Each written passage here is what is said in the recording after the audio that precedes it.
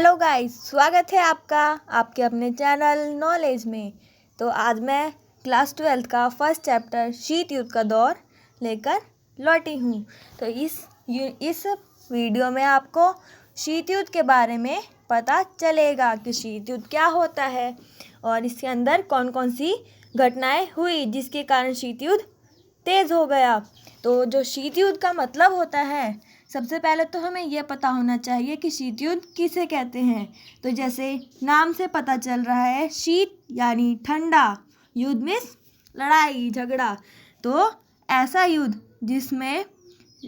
जिसमें खून खराबा ना हो और जिसके अंदर रक्त रंजित युद्ध ना हो, केवल कंपटीशन हो, केवल प्रतिस्पर्धा हो, तो ऐसे युद्ध को शीत युद्ध का नाम देंगे।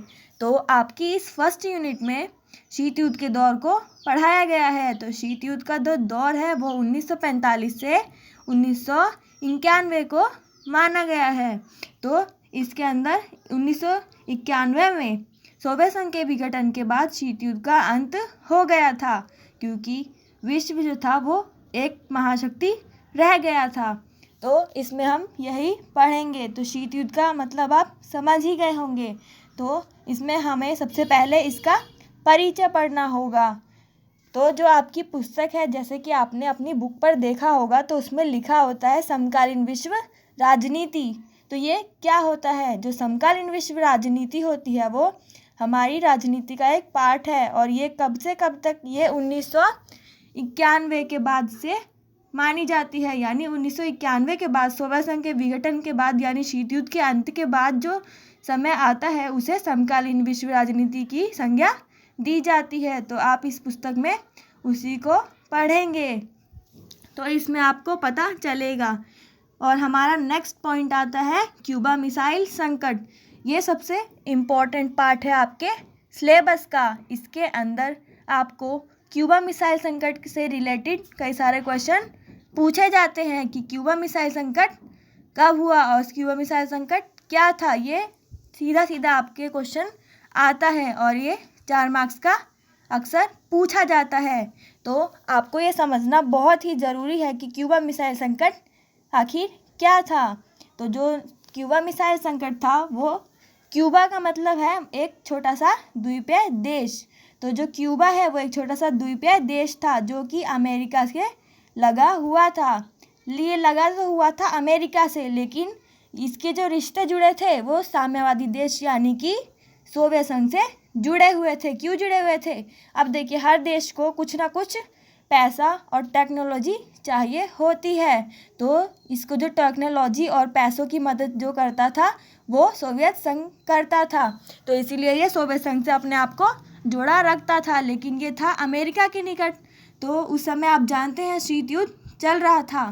तो 1961 के टाइम पे क्या हुआ कि जो सोवियत संघ के नेता थे निकिता क्रुश्चेव, उन्होंने क्यूबा में अपनी मिसाइलें तैनात करने की सोच ली। उन्होंने वहाँ पर अपना एक सैनिक अड्डा बनाया और उन्होंने अपने मिसाइल वहाँ पर तैनात कर दिए। तो इससे अमेरिका के राष्ट्रपति को पता चला, जॉन एफ कैनेडी को, कि जो सोवियत संघ है उसने यहाँ पर मिसाइलें स्थापित कर दी है। तो अमेरिका जो था वो बहुत ही परमाणु बम के खतरे में आ गया। तो जब उनके राष्ट्रपति जॉन एफ कैनेडी को पता चला तो उन्होंने क्या करा, उन्होंने अपने जंगी बेड़ों को आदेश दे दिया कि आप जाइए और जो सोवियत संघ द्वारा जो जंगी जहाज़ भेजे जा रहे हैं उनको रोकिए। तो इसलिए ये सब खबरें जो थी वो न्यूज़पेपर में छप गई और उसके बाद जो सोवियत संघ था उसे ये पता चल गया, तो उसने अपनी जो जहाज़ें थी, लड़ाकू जहाज़ें, उनको वापस बुला लिया। तो इस तरीके से उसको पता चल गया कि अमेरिका उसे छोड़ेगा नहीं। तो इस तरीके से उसने युद्ध करने की छोड़ दी। तो इसको ही क्यूबा मिसाइल संकट के नाम से जाना जाता है। ये क्यूबा मिसाइल संकट जो था उस समय 1962 में तीसरा विश्व युद्ध होने की संभावना होने लग गई थी, क्योंकि दोनों ही देश परमाणु हथियारों से परिपूर्ण थे। दोनों के पास बहुत सारे परमाणु हथियार थे और दोनों ही देश शक्तिशाली थे, महाशक्ति थे। तो इसलिए पूरे विश्व को लग रहा था कि अब तो तीसरा विश्व युद्ध होकर ही रहेगा। तो इसी तरीके से दोनों देश के नेताओं ने बातचीत का रास्ता अपनाकर इस युद्ध को टालने की सोची, क्योंकि अगर ये युद्ध होता तो कोई आम युद्ध नहीं होता, भयंकर तबाही होती और पूरा विश्व ही मिट जाता। तो इसीलिए इन दोनों देशों ने अपनी समझदारी से और बातचीत से युद्ध का रास्ता को बदल दिया, युद्ध के रास्ते से इनकार कर दिया। तो इस तरीके से इसी घटना को क्यूबा मिसाइल संकट कहा जाता है। तो ये आप समझ गए होंगे। क्यूबा मिसाइल संकट को शीत युद्ध का चरम बिंदु भी कहा जाता है। यानी अब ये भी क्वेश्चन पूछा जाता है सीधा एग्जाम में कि क्यूबा मिसाइल संकट को शीत युद्ध का सर्वोच्च या चरम बिंदु क्यों कहा जाता है। तो देखिए, चरम बिंदु किसे कहते हैं? चरम बिंदु का मतलब होता है टॉप पॉइंट। तो जो क्यूबा मिसाइल संकट था वो शीत युद्ध के दौरान एकदम टॉप पर था, यानी इसकी वजह से युद्ध होने की संभावना 100% हो गई थी। तो पूरे विश्व को लग रहा था कि अब तो युद्ध होकर ही रहेगा। तो इसीलिए क्यूबा मिसाइल संकट को शीत युद्ध का चरम बिंदु माना जाता है। यानी पूरा शीत युद्ध तो बिल्कुल ही ठंडा था, उसमें सिर्फ प्रतिस्पर्धा ही हो रही थी, लेकिन क्यूबा मिसाइल संकट के समय लग रहा था कि अब तो रक्त रंजित युद्ध होगा ही। तो इसीलिए इसे शीत युद्ध का सबसे चरम बिंदु कहा जाता है। यानी कि एकदम से बिल्कुल जो गुस्सा था वो टॉप पर पहुंच गया था। तो इसीलिए इसे कहा जाता है क्यूबा मिसाइल संकट को शीत युद्ध का चरम बिंदु। तो आप ये समझ गए होंगे। तो जो शीत युद्ध था उसमें सैनिक गठबंधन बहुत ही ज़्यादा हो रहे थे, और इसमें जो हमें इस चैप्टर में बार बार पढ़ने को मिलता है कि पश्चिमी गठबंधन और पूर्वी गठबंधन। तो जो पश्चिमी गठबंधन था वो अमेरिका था, और अमेरिका ने भी कई सारे देशों को अपने अंतर्गत समाहित कर रखा था। तो पूरे गठबंधन को पश्चिमी गठबंधन का नाम दिया गया था।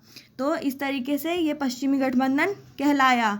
जो पश्चिमी गठबंधन था वो उदारवादी लोकतंत्र का समर्थन करता था और पूंजीवाद को अपनाता था, और वहीं जो पूर्वी गठबंधन था वो सोवियत संघ का था जो साम्यवाद को स्थापित करना चाहता था। अब पूंजीवादी व्यवस्था आप जानते ही होंगे, जिसके अंतर्गत सब कुछ प्राइवेट यानी कि निजी सेक्टर के अंतर्गत रखा जाता है, और जो साम्यवादी व्यवस्था होती है इसमें सब कुछ जो सारे सेक्टर होते हैं वो गवर्नमेंट सेक्टर होते हैं, सरकार के अधीन होते हैं। तो आप ये पहले ही पढ़ चुके होंगे। तो अब एक आपके बुक में हेडिंग आती है शीत युद्ध क्या है। इसमें आपको शीत युद्ध समझाया गया है।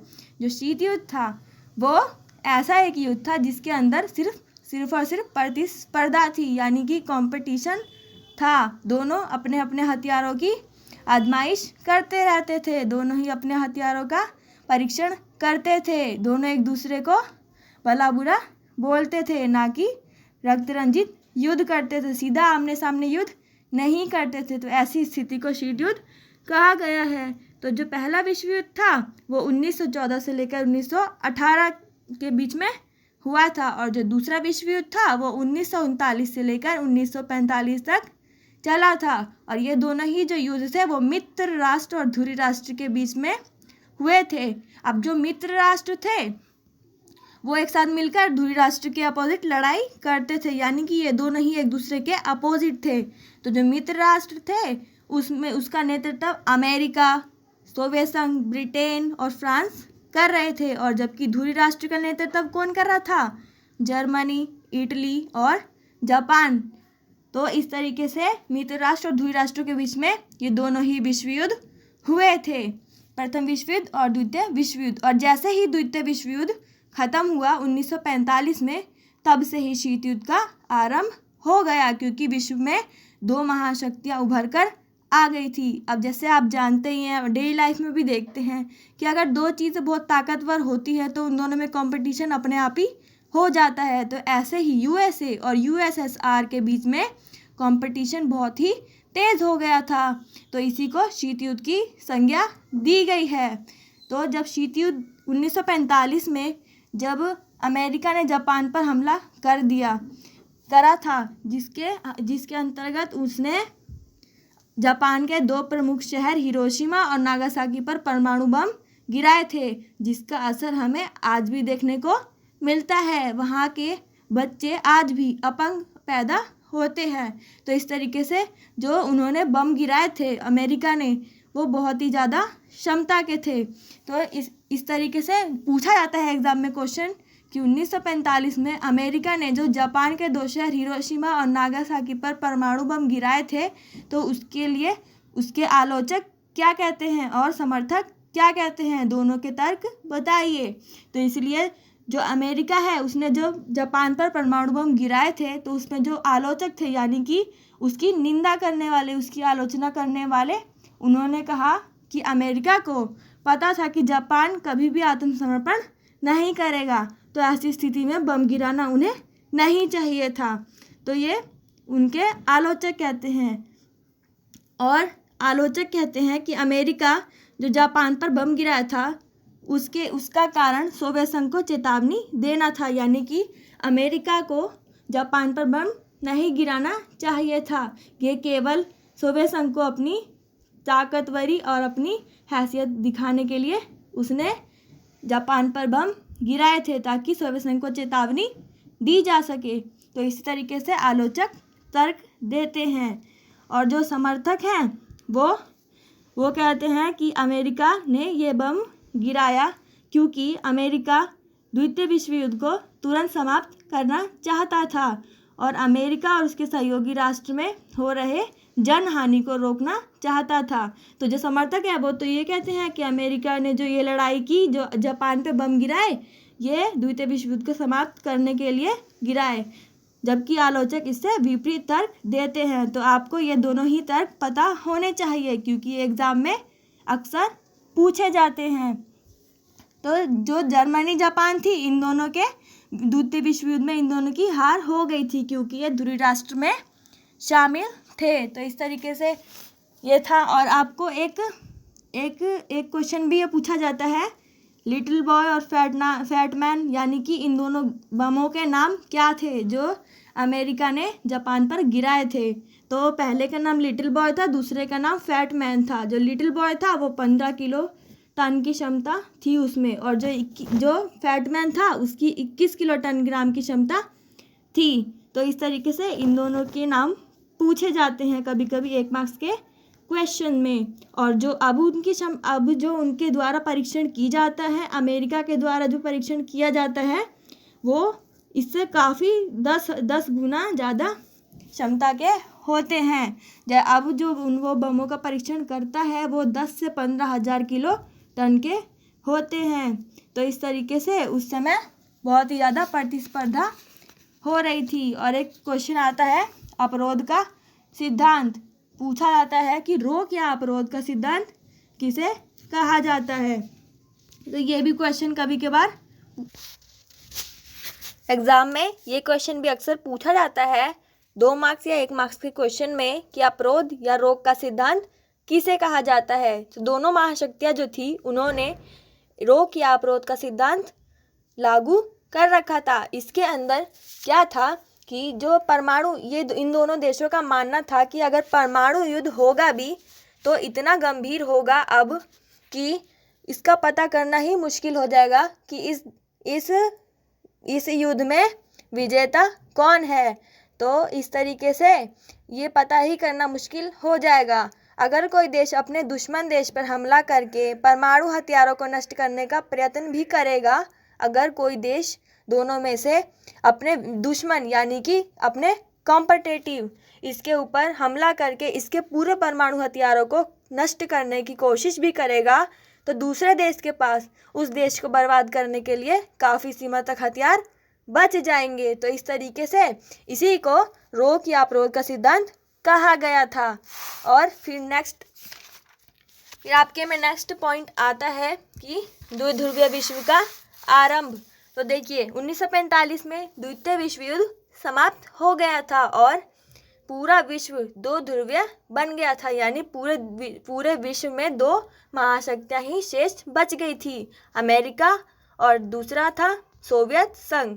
तो इस तरीके से जो पूरा विश्व था वो 2 ध्रुवों में बट गया था।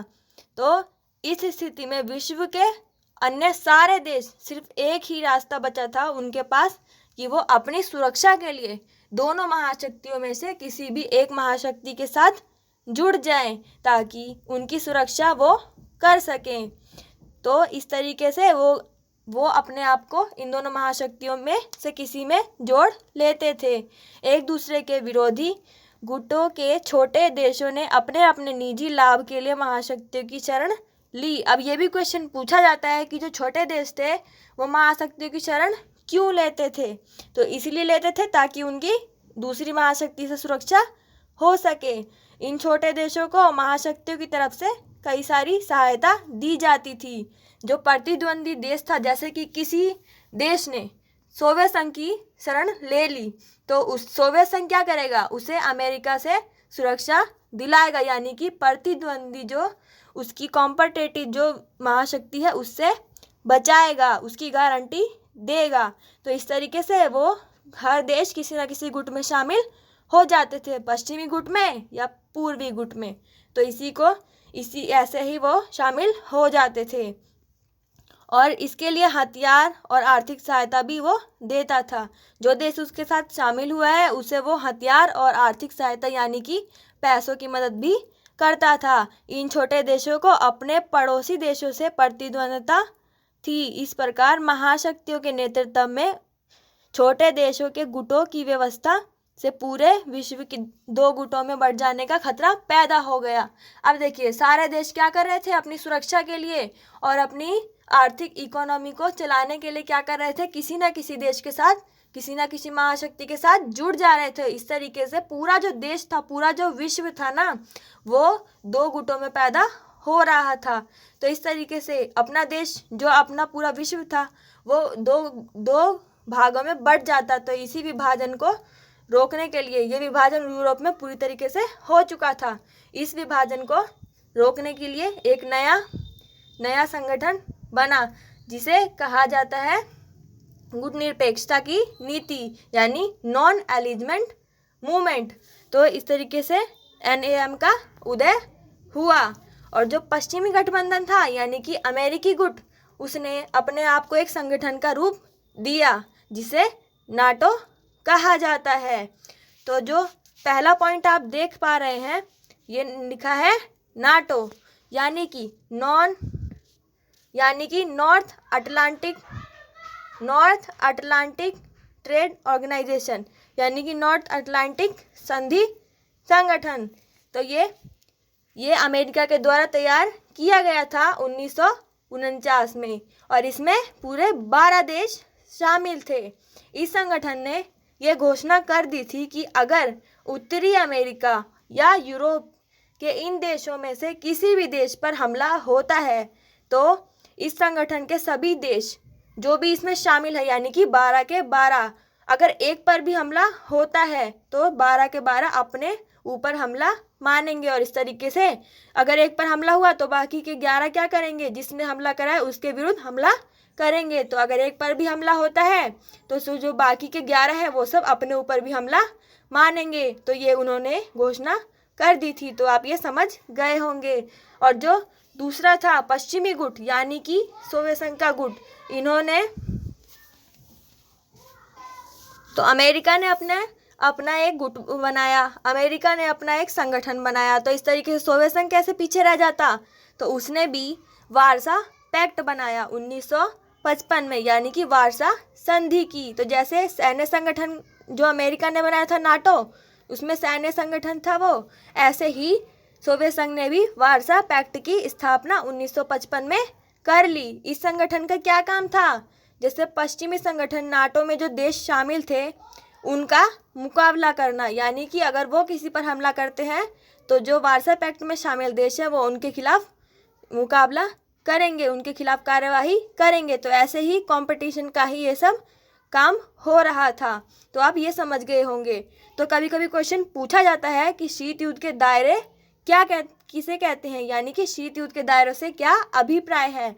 तो आप यही लिखेंगे कि शीत युद्ध के दौरान होने वाली प्रतिस्पर्धा में जो दोनों देश थे वो अपने अपने आप को सुरक्षित रखने के लिए सैन्य संगठनों का निर्माण कर रहे थे। जैसे अमेरिका नाटो, सीटो, सैंटो बना रहा था, ऐसे ही जो सोवियत संघ था वो वार्सा संधि कर रहा था। तो इस तरीके से इसी को शीत युद्ध के दायरे कहा जाता है। तो इस तरीके से आप ये समझ गए होंगे। तो और नेक्स्ट पॉइंट है सेंटो। तो जो सेंटो है उसे कहा जाता है केंद्रीय संघी संगठन, यानी कि ये बनाया गया था एक सैन्य संगठन। इसका काम क्या था? प्रक्रियात्मक रूप से सोवियत संघ और साम्यवादी चीन ने इस क्षेत्र के कुछ देशों जैसे उत्तरी वियतनाम, उत्तरी कोरिया और इराक के साथ अपने संबंधों को सुदृढ़ किया। अब ये जो संघ गठबंधन था, ये सीटो और सेंटो, ये दोनों ही एक सैन्य गठबंधन था। इन दोनों ने क्या करा? ये अमेरिका के द्वारा बनाया गया था। ये क्या था कि जो वियतनाम है और कोरिया है और इराक है, उनके साथ अपने संबंधों को बढ़ाया जाए। तो यानी ये एक गठबंधन था जो कि अन्य देशों को अपने में मिलाने का काम करता था। अब जो नाटो था वो तो सैन्य गठबंधन था, लेकिन ये एक गठबंधन था जो अन्य देशों को, यानी कि विश्व में जो बचे हुए अन्य देश थे उसे अपने साथ मिलाना। अब उनको अपने साथ मिलाएंगे तो उनकी शक्ति बढ़ेगी, उनका क्षेत्रफल भी बढ़ेगा और शक्ति भी बढ़ेगी। तो ऐसे जो सीटो थे और सेंटो थी, ये दोनों ही दूसरे देशों को अपने साथ मिलाने के लिए काम करती थी। तो इस तरीके से आप समझ गए होंगे कि दोनों देशों ने क्या क्या प्रावधान अपनी शक्तियों को बढ़ाने के लिए कर रखा था। तो इस तरीके से ये पॉइंट था सेंटो। और हमारा नेक्स्ट पॉइंट आता है शीत युद्ध के दायरे। और ये आपको मैंने पहले ही समझा दिया कि शीत युद्ध के दायरे में क्या था कि दोनों देश अपनी अपनी शक्ति को बढ़ाने के लिए संगठन बना रहे थे, संगठन और गठबंधनों का निर्माण कर रहे थे। तो इस तरीके से तीसरा विश्व युद्ध नहीं हुआ और शीत युद्ध चलते चलते ख़त्म हो गया। क्यों ख़त्म हो गया? क्योंकि 1991 में सोवियत संघ का विघटन हो गया। तो इस तरीके से शीत युद्ध टल गया, शीत युद्ध समाप्त हो गया। अब ये भी क्वेश्चन पूछा जाता है अक्सर कि जो महाशक्तियाँ थी वो छोटे देशों को अपने में क्यों शामिल करती थी। ये क्वेश्चन अक्सर एग्ज़ाम में पूछा जाता है। तो ये इसलिए शामिल करती थी ताकि उन्हें वहाँ से आर्थिक सहायता मिल सके। अब देखो, पैसों की सहायता उन्हें कैसे मिलेगी? क्योंकि छोटे छोटे जो देश होंगे वो उनको जीतेंगे, तो वहाँ पे से उनको सैन्य खर्च अपना मिल जाएगा, यानी कि वो जो सेना पे खर्च करेंगे वो दूसरे जीते हुए देशों से लूट कर सकते हैं। तो ये पहला पॉइंट था, आर्थिक सहायता मिलेगी। दूसरा पॉइंट था महत्वपूर्ण प्राकृतिक संसाधन पाने के लिए। जैसे कि अब देखिए, कई सारे देश होते हैं, वहाँ पर कई सारे प्राकृतिक संसाधन उपलब्ध होते हैं जिनका उपयोग हमें देखने को मिलता है मिसाइलों में। तो इस तरीके से हथियार और मिसाइलों के लिए प्राकृतिक संसाधन जुटाने के लिए भी जो बड़ी महाशक्तियाँ होती थी वो छोटे देशों को अपना शिकार बनाती थी। जैसे कि उन्हें पेट्रोलियम और खनिज की ज़रूरत पड़ती थी और भी कई संसाधनों की, तो वो छोटे देशों को अपना बनाकर पूरा कर लेते थे। तो दूसरा पॉइंट हो जाएगा प्राकृतिक संसाधन जुटाने के लिए। और तीसरा पॉइंट है भू क्षेत्र पाने के लिए, यानी कि क्षेत्रफल पाने के लिए, यानी कि एरिया बढ़ाने के लिए। तो इस तरीके से वो जिस देशों को अपने में मिलाती थी महाशक्तियाँ, तो वो उनका हो जाता था और उनके क्षेत्रफल में वृद्धि हो जाती थी। वो वहाँ पर अपनी सेना स्थापित कर देती थी और अपने हथियार भी रख सकती थी। जैसे कि हमने पढ़ा था क्यूबा मिसाइल संकट में कि जो सोवियत संघ था उसने क्यूबा में अपनी मिसाइलें तैनात कर दी थी। तो इस तरीके से वो अपनी सेना को वहाँ पे भेजते थे चापलूसी के लिए या फिर कई सारे कामों के लिए, हथियार रखने के लिए ज़रूरत आ जाते थे वो भू क्षेत्र। तो इस तरीके से तीसरा पॉइंट था भू क्षेत्र की प्राप्ति के लिए। और जो हमारा फोर्थ पॉइंट था वो था सैनिक अड्डा स्थापित करने के लिए। तो वो सब जो बड़ी बड़ी महाशक्तियाँ थी वो अन्य देशों को अपने में मिलाकर वहाँ पर सैनिक अड्डा स्थापित कर देती थी ताकि महाशक्तियाँ अपने जासूसों को वहाँ पर भेजकर एक दूसरे की गतिविधियों की जासूसी कर सके। तो फोर्थ पॉइंट था सैनिक अड्डा स्थापित करने के लिए। तो आप ये पॉइंट भी समझ गए होंगे। ये अगर एग्जाम में क्वेश्चन आएगा कि बड़ी बड़ी महाशक्तियाँ छोटे देशों को अपने साथ क्यों मिलाती थी, तो आप उसमें ये फोर्थ पॉइंट लिख सकते हैं। तो इस तरीके से इसलिए मिलाती थी। क्वेश्चन ये भी पूछा जाता है कि अमेरिका और सोवियत संघ द्वारा परमाणु हथियारों को नियंत्रित रखने के लिए कौन कौन से प्रावधान किए गए या फिर कौन कौन सी संधि की गई, उनके नाम बताइए। तो जो अस्त्र नियंत्रण करने के लिए दोनों देश क्या करते थे, आपस में संधियां करते थे ताकि वो एक दूसरे मतलब ज़्यादातर हथियारों का यूज़ ना करे, यानी पूरा जो विश्व है वो तृतीय विश्व युद्ध के खतरे से बच सके। तो इसलिए कई सारी वो संधि किया करते थे। तो इसलिए 1960 में उन दोनों देशों ने एक संधि के तीन समझौतों पर हस्ताक्षर किया। पहला था परमाणु अप्रसार संधि, दूसरा था परमाणु प्रक्षेपास्त्र संधि और तीसरा था परमाणु परीक्षण प्रतिबंध संधि। तो इस तरीके से ये तीनों संधि की गई थी ताकि तृतीय विश्व युद्ध ना हो और दोनों ज़्यादातर हथियारों का यूज़ ना करे। तो इस तरीके से इन दोनों देशों ने संधि की थी और भी कई सारी संधियां इन दोनों देशों ने कर रखी है। तो ये आप समझ गए होंगे। और नेक्स्ट पॉइंट आता है द्विध्रुवीयता विश्व को गुटनिरपेक्षता की चुनौती, यानी कि हमारा जैसे हमने देखा कि हमारा जो पूरा विश्व था वो दो ध्रुवों में बट चुका था, यानी दो महाशक्तियों का उदय विश्व पटल पर हो चुका था। अमेरिका और सोवियत संघ दोनों महाशक्तियां बनकर उभरे थे। तो इस तरीके से जो उनको चुनौती क्या मिली, दोनों ध्रुवों को क्या चुनौती मिली, गुटनिरपेक्षता की नीति की चुनौती मिली। यानी कि तीसरा भी और पूरे विश्व के सभी देशों के पास केवल दो ऑप्शन बचे थे कि इन दोनों देशों के पास किसी न किसी महाशक्ति के साथ मिल जाए। लेकिन अब दूसरा ऑप्शन जो उभर कर आया था वो था गुटनिरपेक्षता की नीति। गुटनिरपेक्षता का मतलब क्या होता है, गुट का मतलब खेमे यानी कि दोनों ध्रुव। तो इन दोनों ध्रुव और निरपेक्षता का मतलब क्या होता है कि इन दोनों से अलग रहना, इन दोनों से बिल्कुल अपने रिश्ते को तोड़ना। तो इस तरीके से गुट निरपेक्ष यानी किसी के पक्ष में ना रहना, किसी के पक्ष में ना बोलना। तो इस तरीके से जो गुटनिरपेक्षता की नीति थी ये दूसरा ऑप्शन बनकर उभरी थी। तो इसमें वो देश आते थे जो इसमें ज़्यादातर वही देश आया करते थे जो कई सालों से गुलाम रहे थे, तो उन्हें दूसरी बार भी गुलामी नहीं चाहिए थी। तो इस तरीके से सब देशों ने मिलकर गुटनिरपेक्षता का निर्माण किया। तो जो गुटनिरपेक्ष सम्मेलन है वो 1961 में सबसे पहले हुआ। इसमें 25 सदस्यों ने हिस्सा लिया। तो इस तरीके से गुटनिरपेक्ष आंदोलन के बारे में भी पूछा जाता है एग्जाम में। तो इस तरीके से गुटनिरपेक्ष आंदोलन उभर कर सामने आया। तो भारत ने कौन सी नीति अपनाई, भारत किसी भी दोनों खेमों में से किसी भी खेमे में शामिल नहीं हुआ। उसने अपनी एक निष्पक्ष नीति बनाई, यानी कि वो गुटनिरपेक्षता की नीति में शामिल हो गया क्योंकि उसे अपनी आज़ादी को उसे कई वर्षों के बाद मिली आज़ादी को गंवाना नहीं चाहता था भारत, इसीलिए वो गुटनिरपेक्षता की नीति में शामिल हो गया। तो इस तरीके से गुटनिरपेक्षता आंदोलन अस्तित्व में आया और इन देशों ने क्या करा, ये जो गुटनिरपेक्ष देश में शामिल थे इन सब देशों ने आपस में सहयोग की नीति को अपनाई और इन्होंने ये फैसला लिया कि वो शीत युद्ध के विस्तार को रोकेंगे और अंतर्राष्ट्रीय मानचित्र पर बहुत सारे नव स्वतंत्र अफ्रीकी देशों का उदय करेंगे, यानी कि अपने साथ देशों को जोड़ेंगे जो कि स्वतंत्र हुए हैं अभी अभी। तो इस तरीके से ये सम्मेलन उभर कर आया। इसे NAM यानी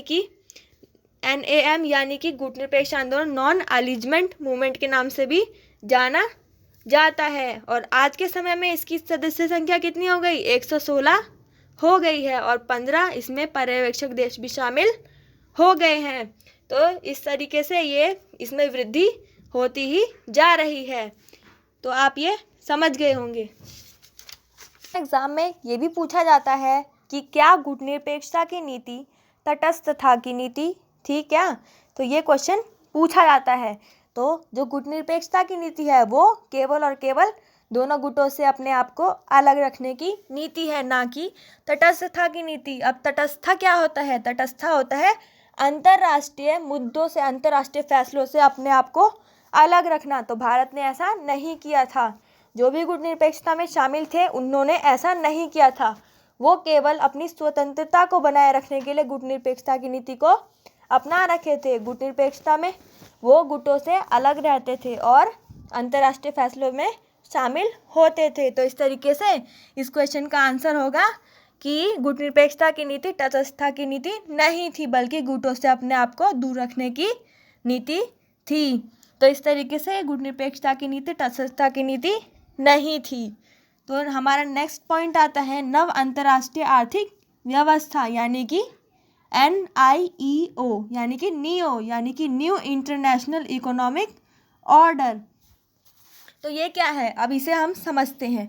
जब शीत युद्ध का दौर था तो उसमें गुटनिरपेक्ष देश जो थे वो केवल मध्यस्थता करने वाले देश ही नहीं थे, यानी कि जैसे मैंने आपको पहले ही बताया कि जो गुटनिरपेक्ष आंदोलन था उसमें जो देश शामिल थे उन सब ने क्या आपस में फैसला किया कि वो दोनों देशों के बीच में मध्यस्थता करेंगे, यानी दोनों देशों के बीच में युद्ध नहीं होने देंगे, शीत युद्ध के प्रसार को रोकेंगे। तो इसलिए ये जो देश थे गुटनिरपेक्ष देश में शामिल देश जो थे गुटनिरपेक्षता में शामिल, ये मध्यस्थता करने वाले देश ही नहीं थे, बल्कि गुटनिरपेक्ष आंदोलन में शामिल जो सभी देश थे वो अल्प विकसित देश थे, क्योंकि इसमें वही शामिल हुए थे जो गुलाम थे, जिन्हें नई नई आज़ादी मिली थी। तो इस तरीके से जब कोई देश आज़ाद होता है तो उसकी इकोनॉमिकल कंडीशन बहुत ही ज़्यादा खराब होती है, तो ये आपको पता ही होगा। तो इनका विकास बिल्कुल ना के बराबर था, तो इसलिए इन देशों को अल्प विकसित देश की श्रेणी में रखा गया था।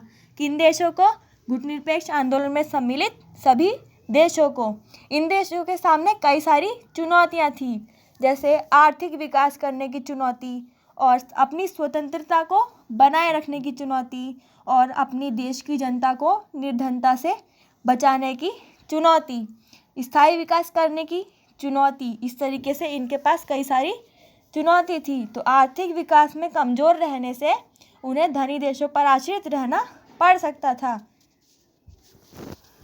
फिर से उपनिवेश बनने की उनको भय सताने लगा था। तो इसीलिए इन सभी कारणों को देखते हुए उन्होंने एक अंतर्राष्ट्रीय आर्थिक व्यवस्था का उदय किया, जिसे हम नियो के रूप में जानते हैं।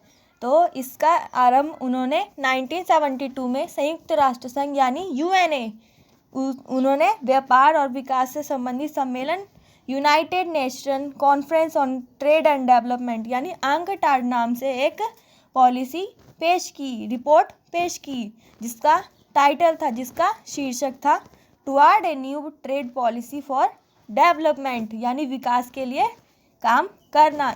ये इसका शीर्षक था। ये रिपोर्ट पेश की गई किनके द्वारा?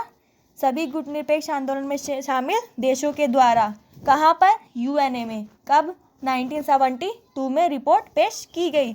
इस रिपोर्ट में उन देशों ने क्या मांग रखी थी कि फर्स्ट पॉइंट आता है कि अल्प विकसित देशों को उनके प्राकृतिक संसाधनों पर पूरा नियंत्रण होना चाहिए, जिसका दोहन पश्चिमी के विकसित देश करते हैं। अब उन्होंने क्या मांग रखी कि जो उनका देश है उसमें जो भी प्राकृतिक संसाधन है उस पर केवल उनका नियंत्रण या फिर अधिकार होना चाहिए, क्योंकि इन सब चीज़ों का दोहन यानी कि इन सब चीज़ों का यूज़ कौन कर रहा था? पश्चिमी देश यानी विकसित देश जो अमेरिका थे, जो पश्चिमी गुट था, वो इसका यूज़ करते थे। तो इस तरीके से वो अपने संसाधनों पर अपनी पकड़ को बनाना चाहते थे। तो पहली मांग तो ये थी। दूसरी मांग थी अल्प विकसित देशों का व्यापार जो था, व्यापार का प्रसार जो था वो पश्चिमी देशों के बाज़ार तक होना चाहिए, ताकि वो अपना माल इन बाज़ारों में बेच सके और उनका फ़ायदा उठा सके।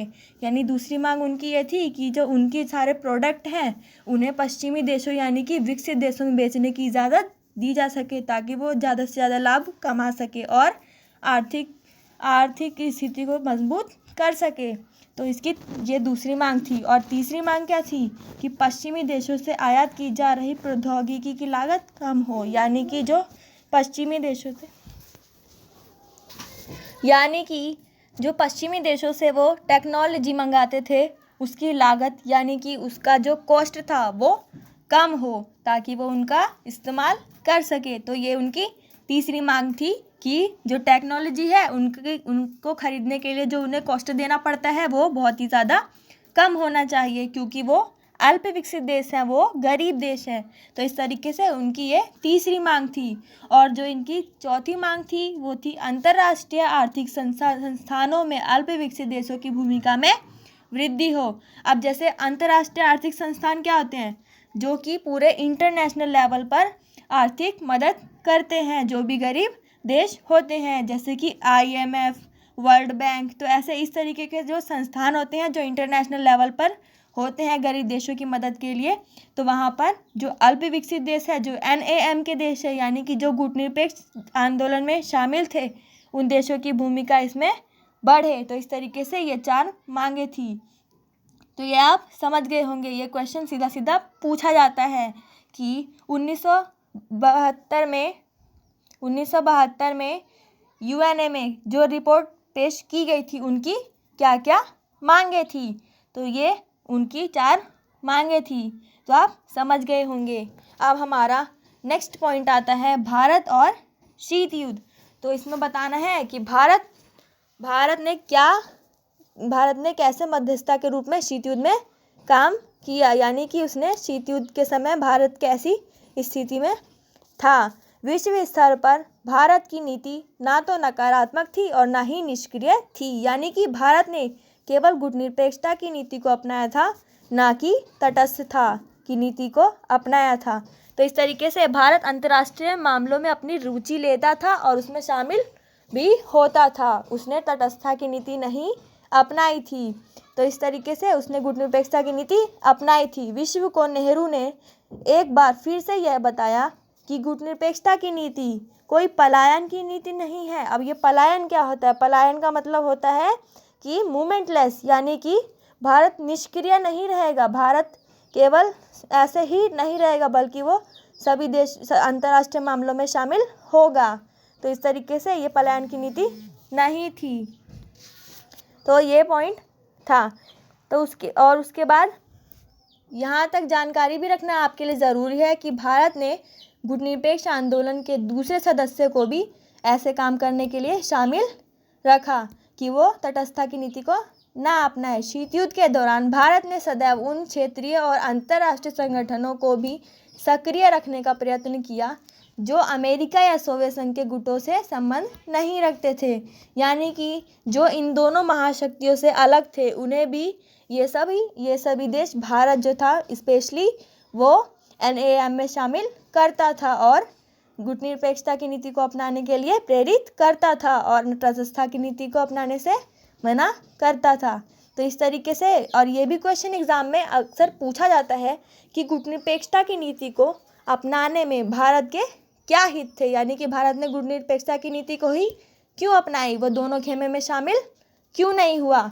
तो जो पहला कारण ये था कि गुटनिरपेक्षता की नीति को भारत इसलिए अपनाया भारत ने क्योंकि भारत एक ऐसे अंतर्राष्ट्रीय निर्णय और पक्ष ले सके जो उसके हित में हो, यानी कि वो सभी अंतर्राष्ट्रीय फैसलों को बिना किसी दबाव के स्वतंत्रतापूर्वक ले सके जिसमें उसका हित निहित हो, ना कि उसकी महाशक्तियों का और गुटों का। अब देखिए इसमें क्या होगा कि अगर वो किसी गुट में शामिल हो जाता तो जो भारत है उस पर तो जिसके साथ शामिल होता उसका दबदबा हो जाता। तो इस तरीके से जो भारत है वो फैसले नहीं ले सकता था, लेकिन उसने गुटनिरपेक्षता की नीति अपनाई ताकि वो अंतर्राष्ट्रीय स्तर पर स्वतंत्रतापूर्वक निर्णय और फैसले ले सके। और दूसरा पॉइंट था, भारत अक्सर ऐसी स्थिति में रहना चाहता था जब एक महाशक्ति उसके खिलाफ हो तो दूसरी महाशक्ति उससे नज़दीकी बढ़ा सके। अब वो सबसे अलग रहेगा तो जिसके साथ बोलेगा वो उसकी हेल्प तो करेगा ही।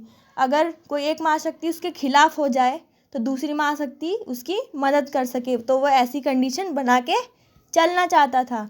अगर भारत को यह महसूस हो कि महाशक्तियों में से कोई उसकी उपेक्षा कर रहा है, यानी कि कोई उसके साथ गलत करना चाह रहा है, यानी कि कोई उसकी सहायता नहीं करेगा, उसके विरुद्ध कार्यवाही कर रहा है, तो ऐसे वो अनावश्यक दबाव डाल रहा है या फिर उसके ऊपर, तो वह दूसरी महाशक्ति से हेल्प मांग सके। तो ऐसे ही, यानी कि एक महाशक्ति उसके खिलाफ है तो वह दूसरी महाशक्ति से हेल्प मांग सके। तो ऐसे ये दोनों कारण थे ताकि भारत गुटनिरपेक्षता की नीति को अपना सके। तो भारत ने इसीलिए गुटनिरपेक्षता की नीति को अपनाई क्योंकि इसके अंतर्गत लाभ थे, ये दोनों इसके फायदे थे। तो ये भी क्वेश्चन पूछा जाता है कि भारत की गुटनिरपेक्षता की नीति की आलोचना क्यों की जाती है। भारत की गुटनिरपेक्षता की नीति की आलोचना लिखिए। तो जो आलोचक है, जो यानी कि इसकी अवहेलना करते हैं भारत की गुटनिरपेक्षता की नीति की, वो तर्क देते हैं।